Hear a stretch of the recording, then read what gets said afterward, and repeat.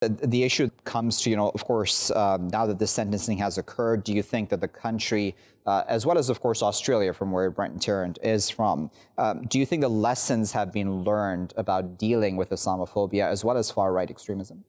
Yeah, absolutely. I think if we look at it as we have seen the sentence, this is the first time in our history that New Zealand have this tough sentence has given, and I think there is no doubt that justice has been given. And having said that, whatever is done, it will never things will never be the same, either it's for Australia or New Zealand. And definitely, there's a lot of lesson have been learned, and we are continue to be learning more as well, because I think our Deputy Prime Minister was. I have looked at it that he wanted this terrorists to be deported to Australia. That's another something that that we are learning new, that New Zealand would possibly doing something like that as well, that Australian citizen possibly could be deported to Australia as well.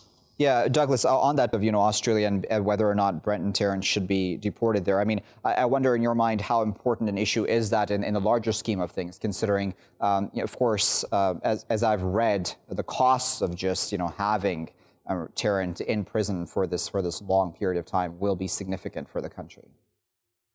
Well, yes, of course, there is. I mean, and this is what I think is rather, you might say, the ongoing cruelty of this kind of act.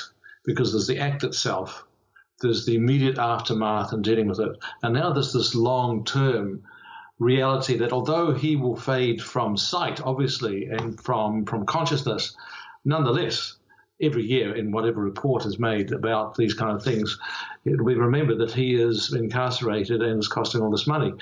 The problem with extradition or sending him to Australia, as much as that would be desirable, I think, from some angles, is that there's no legal framework to do that. And, of course, that would have to be instituted under some reciprocal arrangement.